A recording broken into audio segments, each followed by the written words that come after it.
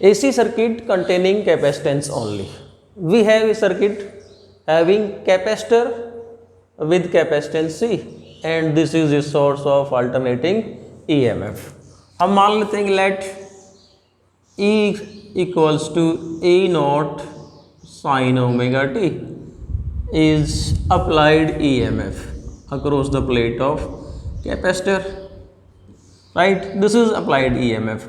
Now due to this applied EMF or alternating EMF, there will be charge across the plates of capacitor. So we can say that there is potential difference between the plates of capacitor, and potential difference at any time between the plates of capacitor will be equal to applied EMF. जितना हमने potential apply किया है किसी भी time पे इसकी plates के बीच में जो पोटेंशियल होगा that will be equal to applied EMF. Now ये तो हमारे पास में इक्वेशन किसके लिए, अल्टरनेटिंग EMF के लिए.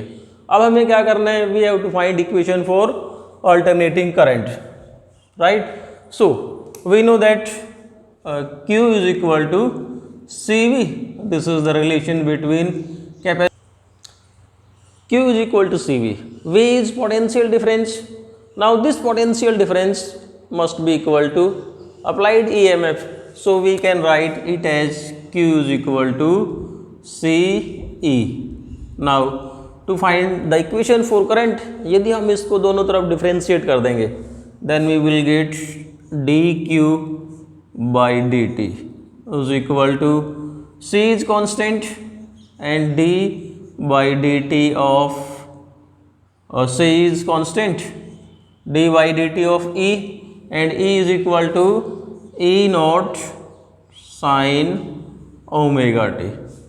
So dq by dt is, we know that it is current, so this will be equal to C and d by dt of E naught sin omega t. This E naught is constant, so इसको भी हम यहाँ से बाहर ले आते हैं, E naught C, and differentiation of sin omega t is cos omega t into omega. So ये जो रिजल्ट आएगा हमारे पास में, this will be equal to I is equal to omega C E naught into cos omega t.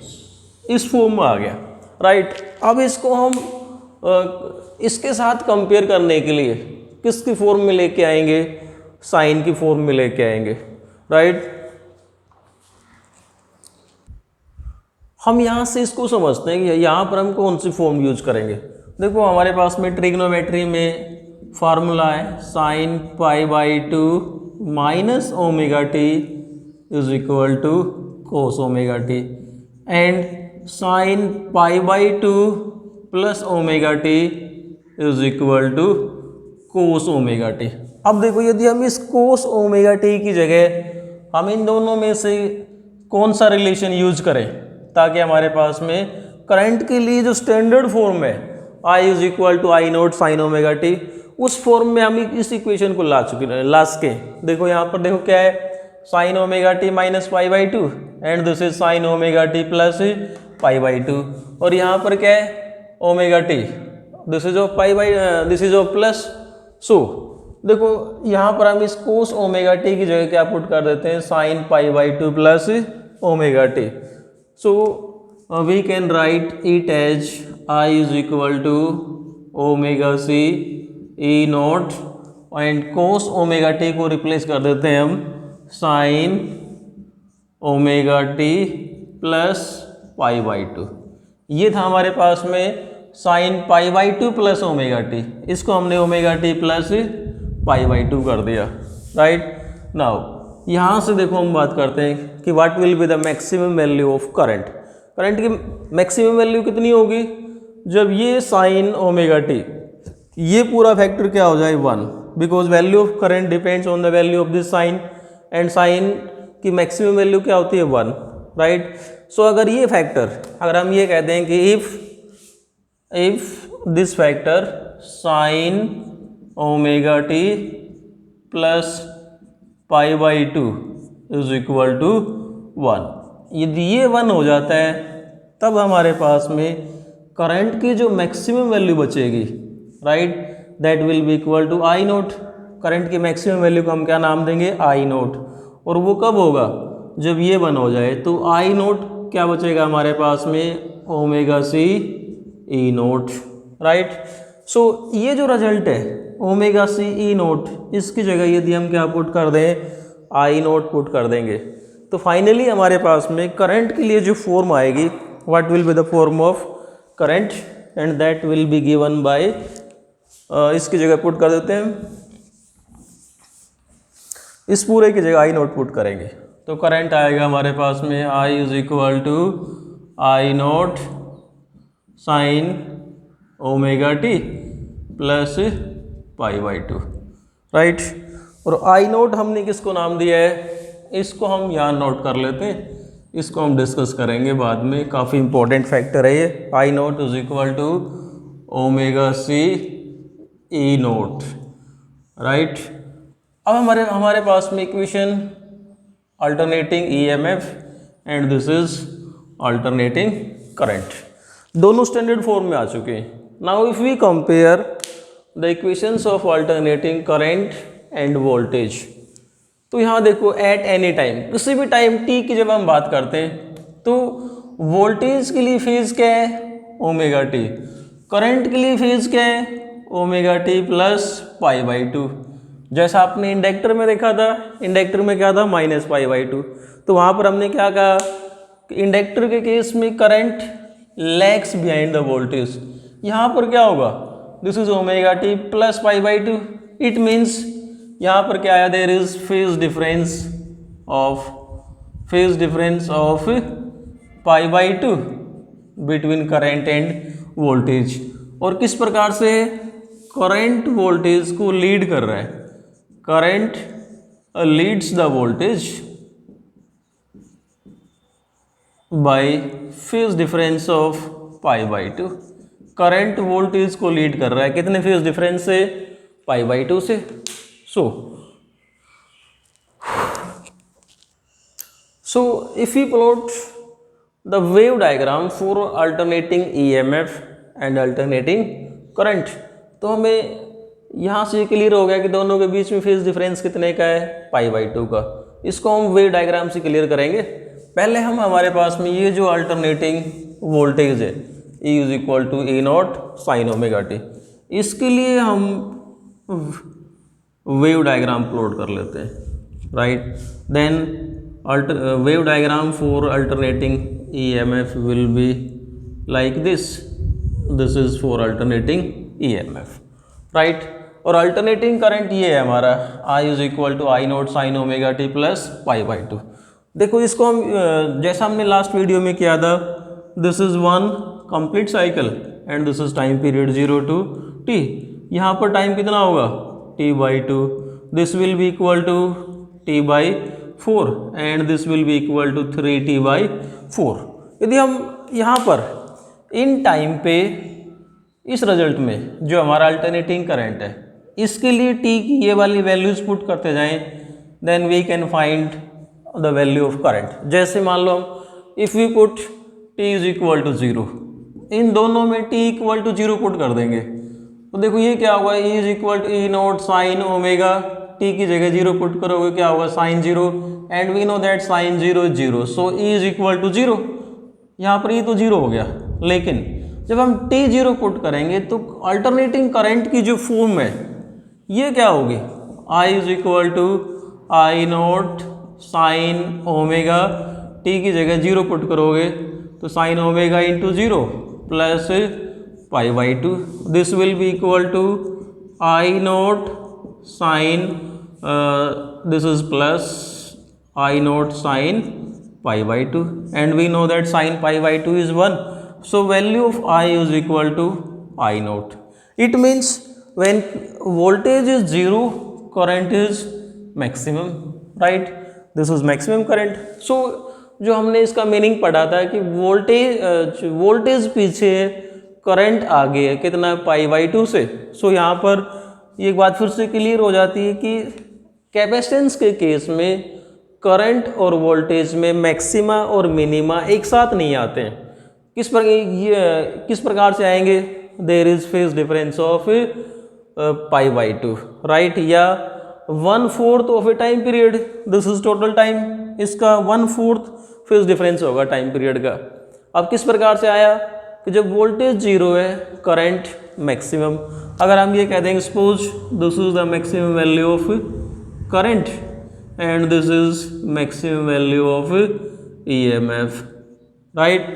So time T equal to zero पे current maximum है, इसका मतलब हम करंट के लिए ग्राफ प्लॉट करेंगे तो ये हमारा कहाँ से शुरू होगा, फ्रॉम दिस पॉइंट, यहाँ से हम इसको शुरू करेंगे, राइट। नेक्स्ट पॉइंट देखो, नेक्स्ट जब हम t equal to T by 4 put कर देंगे इस दोनों रिजल्ट में, t equal to T by 4 put करोगे, यदि हम यहाँ पर t equals to T by 4 put करके देखते हैं दोनों के लिए, e is equal to E naught sine omega की जगह 2 पाई बाई टी और t की जगह क्या पुट करेंगे t बाई 4, सो t से t कैंसिल हो जाएगा और 4 को 2 से कैंसिल करेंगे 2 बचेगा, this will be equal to e is equal to E naught sine, this will be equal to pi by 2, that is e is equal to क्या आएगा e naught, so t by 4 पे e is equal to e naught आ जाएगा, but what will be the value of current, I is equal to I naught sine omega, omega means 2 pi by T into T की जगह t by 4 plus में क्या हमारे पास में pi by 2, that is I is equal to I naught sine, t से t cancel और ये बचेगा pi by 2 plus pi by 2, that is equal to pi and we know that sine pi is 0, so I is equal to क्या होगा 0, इसका मतलब t by 4 पे I की वैल्यू क्या होगी 0, सो इसके लिए जो ग्राफ आएगा that will be like this. So हमने डिस्कस किया था कि फेज डिफरेंस पाई बाई 2 का है, इसका मतलब टाइम t बाई 4 पे जब करंट 0 है वोल्टेज मैक्सिमम होगा। अब नाउ नेक्स्ट टाइम पे नेक्स्ट टाइम क्या आएगा जब वोल्टेज 0 करंट क्या होगा माइनस में मैक्सिमम, राइट।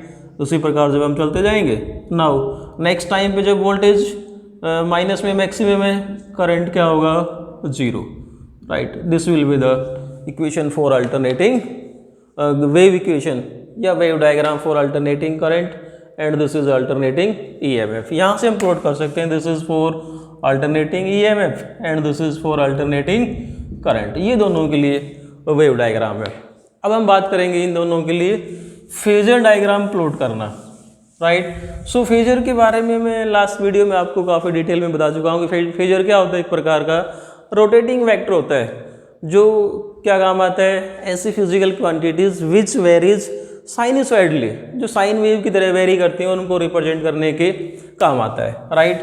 सो यहाँ पर अगर हम ये कह दें कि let vector O A represents maximum value of EMF alternating EMF, ये वेक्टर हमारा, या यूँ कहते हैं कि ये जो फेजर ओ ए है किसको रिप्रेजेंट करता है अल्टरनेटिंग ईएमएफ को।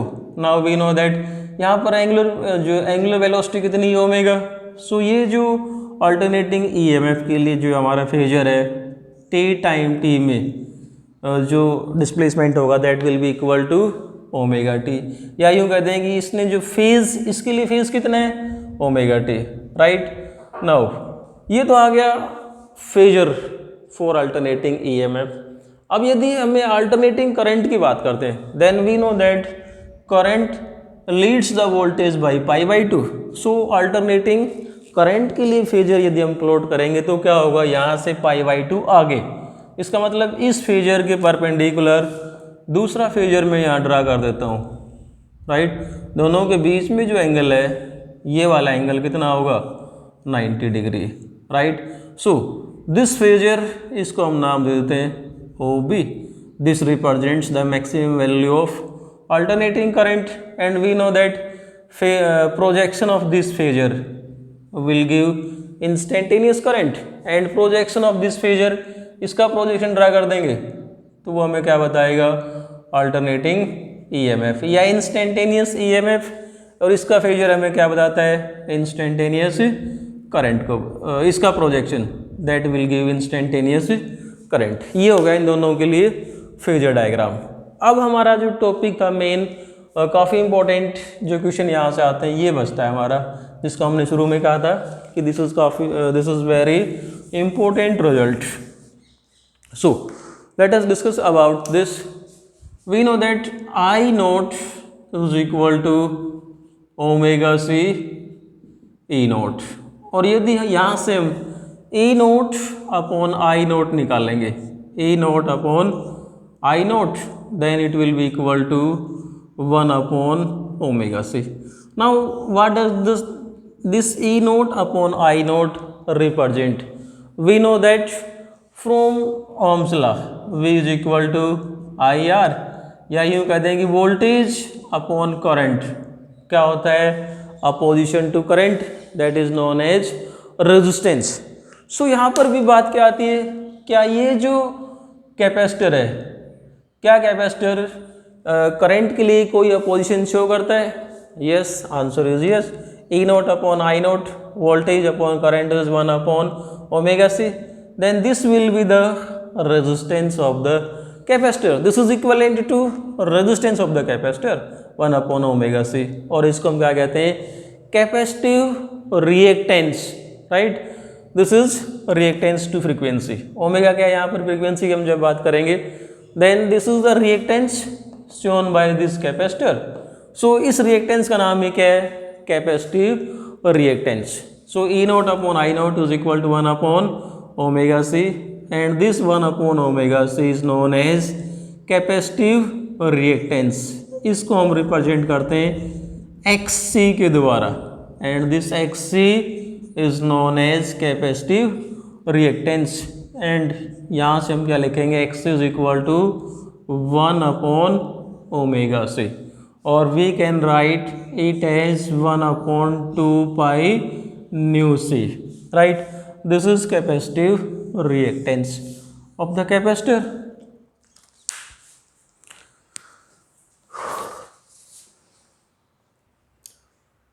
सो इसको हमने किससे कंपेयर किया है, जैसे रजिस्टर के अंदर क्या होता है, there is opposition to the flow of electron.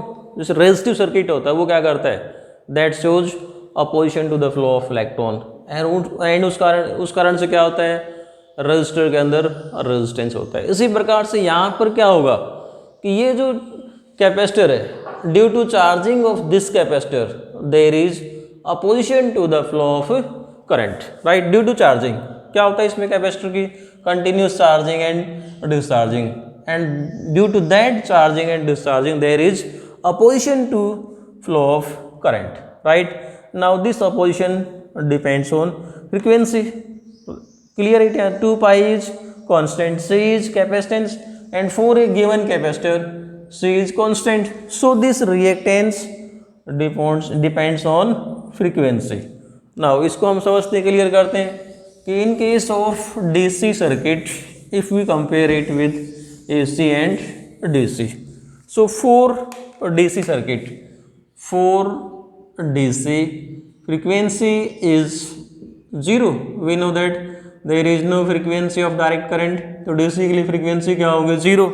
तो DC के लिए यदि हम कैपेसिटिव रिएक्टेंस निकालेंगे, then it will be equal to infinite, because 1 upon 0, something upon 0 is infinite. So we can say that capacitor blocks DC. Capacitor blocks DC. Capacitor क्या करता है, DC को ब्लॉक करेगा, बिकॉज कैपेसिटर के लिए जो DC के लिए कैपेसिटर की जो रिएक्टेंस है वो क्या होती है, इनफाइनाइट होती है। But in case of AC के लिए हम बात करते हैं तो फ्रीक्वेंसी की जो वैल्यू होती है that is finite. So capacitor have some finite reactance for AC, right. So capacitor जो रिएक्टेंस शो करेगा that is only for AC। तो ये था हमारे पास में concept circuit containing capacitance only. Thanks and keep on watching.